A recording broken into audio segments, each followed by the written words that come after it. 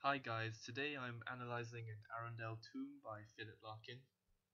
The poem, in many ways, I think it's very complicated. It's very complex in the sense that Larkin explores many different themes and in many ways portrays his own kind of conflict in what to behold when he is writing the source, considering the source of this poem.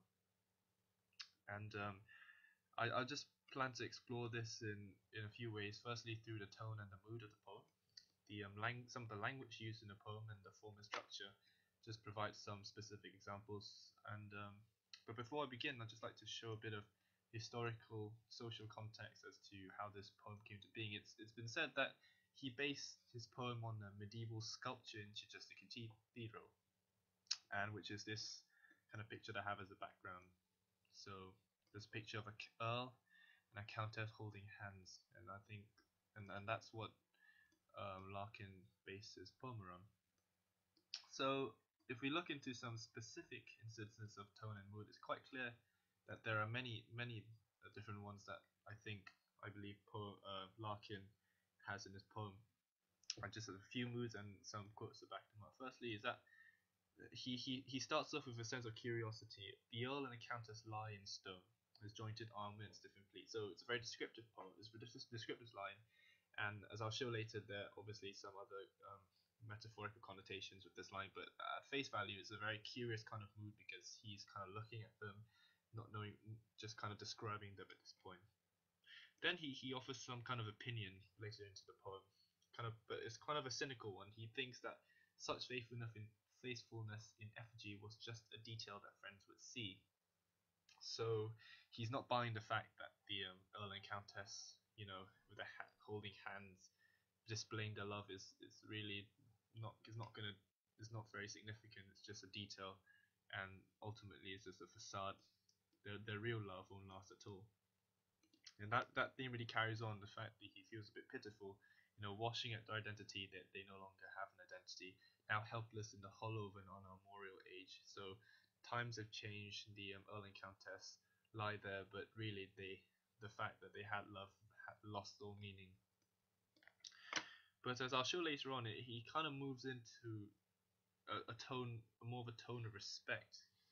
The line, "The final blazon and to prove what will survive of us is love." That kind of last line I'll come back to because I think it's in many ways the most striking line of the entire poem, and it's the one that's kind of uncharacteristic of Larkin because traditionally he's a very kind of melancholy, depressing poet that kind of rejects all grand narrative, and obviously things like this, things preserving love is immediately kind of, you think that he reject that notion completely, but in this line he accepts and he concedes something, which I'll go into later. But many of these moods are the tone and mood are obviously shaped by the language that he uses, and more specifically, I think the imagery that he uses. Imagery, I think, is very important. I've just got some specific examples of how that's the case. So, in the first line, he's got their faces blurred, and I think that more than just the fact that their faces are blurred on the statue, it's made in pre-Baroque style, it's a very plain statue, but more than that, it kind of signifies that their identity has been blurred. So over the times, even the statue couldn't preserve the fact the true essence of the Earl and the Countess, and thus their identity has been lost. But then he lines such as his hand withdrawn, holding a hand clasped empty in the others, and things like sharp, tender shock, kind of demonstrates that emotional love, the strength of their emotional love between the two people, and again shows how more than just describing, Larkin has a bit of displays his kind of feelings in the imagery that he uses. The Earl and Countess lie in stone. Lie in stone, I think, it's a very kind of strong phrase. It has that connotations of time and the fact that they intend it to be very strong and very eternal. And that theme of temporal conflict comes back over and over with Larkin because he's kind of battling with the idea of whether the Earl and Countess's love really has been preserved through the statue, or really it's just a farce that they had due to vanity reasons. That kind towards the end, he's again back to that typical Larkin depressing mode. Litter of bird calls strew the same bone littered ground. Again, it just shows how, you know, it's very desolate imagery. It's quite I guess serene in a sense, but again it's very bare, showing how I think Theo and the Countess at the end of the day are stone statues of dead people. So kind of shows how that love didn't really last. And again, that's kind of contrasted with a kind of more peaceful imagery. Snow fell undated, light each summer thronged the grass. So again, he's still thinking that the statues are not are still statues. Love is still non-existent, but still, there's a very serene and peaceful imagery nonetheless. But then, again, the sense of futility of the fact that they are trying to preserve some part of themselves, some part of their identity, washing at their identity is now helpless in the hollow of an unamore age. Again, that just shows how futile that's just really futile. It's not really working. And so it's very interesting how Larkin uses a lot of ambiguity in the diction, the choice of his words. I'm just going to examine a few. For example, lie. Again, he uses it in this case, I think, at face value to show how quite literally, how the countess and the earl are lying on a bed of stone. But I think you could also look at the other meaning of the word, which means that which embeds the notion of futility in the earls and countesses memorial. So whatever they were trying to preserve in that statue really just was a lie. It's just some sort of Larkin would probably think that it's just chemical reactions. It's nothing metaphysical, nothing that we can't perceive physically.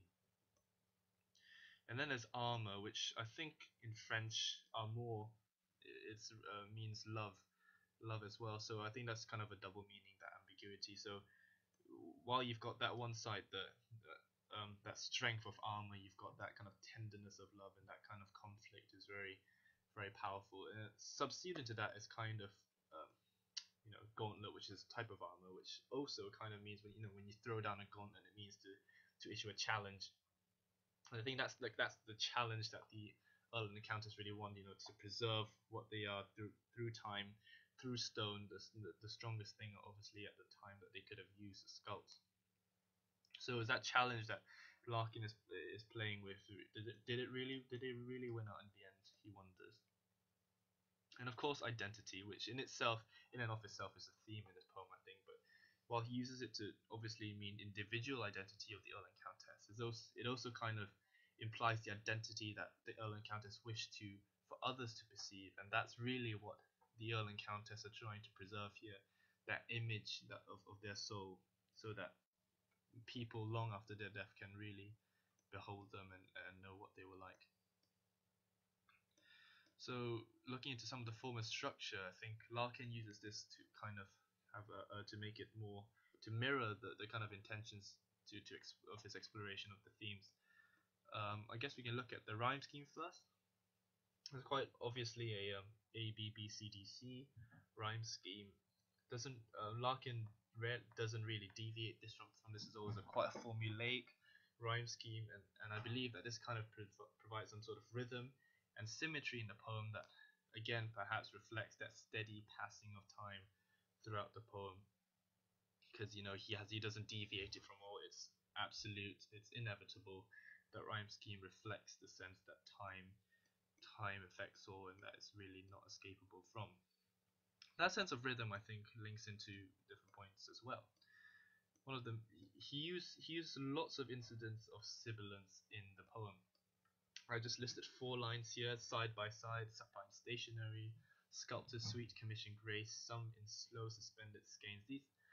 I guess, again, this comes back to the imagery, but I think more than that, the use of sibilance provides the rolling euphonic phrases that mimic the nature in which the Earl and Countess are perhaps intertwined, and it really just creates that atmosphere of love, that atmosphere of tenderness, which is obviously comes in conflict with Larkin's notions of the rejection of love and the rejection of their intention to preserve their love. And punctuation.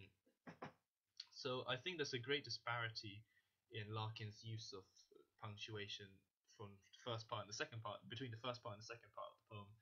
So a sculptor's sweet commission grace in the first line, obviously that's quite a flowing long line that lasts the entire line of the stanza.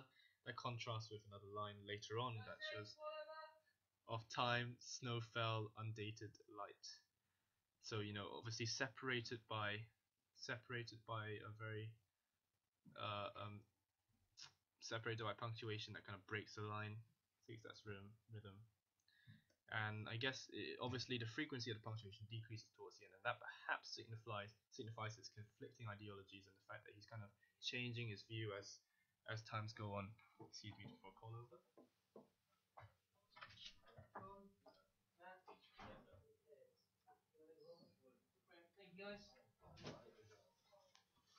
Okay. Anyway, um, yeah, and now that I've kind of looked into a bit of the more specific examples, that sense of conflicting ideologies I'll explore later on in a more general my own interpretation of the poem, which I will do now. So, um, with the as I've shown, like with many moods and tones before, I think it follows a kind of chronological order in the poem. It reflects Larkin's mental journey through beholding the statue, and I think it reflects the kind of his mindset and the fact and what he ultimately thinks of the statue as he sees it. So the first one I think very much is just an abstract. A lot of what's in it kind of foreshadows the later themes and the motifs that he kind of puts forward. Jointed armor, stiffened pleat, kind of shows that really strong sense of relationship. Again, that's complemented with little dogs under his feet, which is quite playful, but also kind of represents that relationship, that sort of familial bond between the two. And again, their faces blurred, that sense of loss of identity, the lying in stone, again the double meaning between whether what they actually preserve is true or whether it's just a farce. And yeah, so a lot of the themes of the poems are kind of condensed into there, I think. I believe. Then we go on to the second stanza, which is, I think, really just shows the the strength of the relationship between the two. He's really kind of exploring that, the hand, how he sees the hand withdrawn, holding the hand, and the sharp, tender shock when he beholds the fact that they're holding hands. So I guess he's really shocked at the kind of strength, the strength of the bond that they show. And then from this, he explores what he believes of it. So then the third stanza, he already thinks that repeated lie. So obviously he's thinking, this is not really real. It's just a kind of a farce that the Earl and Countess are trying to preserve. Again, just a detail that friends would see, and it shows that futility, thrown off, helping to prolong the Latin names around the base. What they intended didn't really happen. In the end, it was just a statue. And that theme kind of continues down to the third stanza, where he looks at kind of the futility, the futility of the Earl and Countess. The only voyage that they will be taking is a supine stationary one, so obviously they're not going anywhere. Soundless damage, I think, kind of reflects the fact that the statues are subject to erosion. So even though the intentions of the Earl and the Countess were to preserve that soul, that relationship, that abstract sense of love, I think he thinks it's still, even though because it is depicted in such a way, it's subject to worldly damage, to erosion, slowly, soundlessly. Um, yeah, real, and then he's just to look, not to read. They're just at the end of the day, kind of like a trophy for the cathedral. It's kind of a display that people look at. And then the following stanza, he looks at kind of again, he really explores the motif of love. A lot of the words here have temporal connotations. Snow fell each summer, endless altered people, lengths and breadths. It really just shows that spectrum of time that the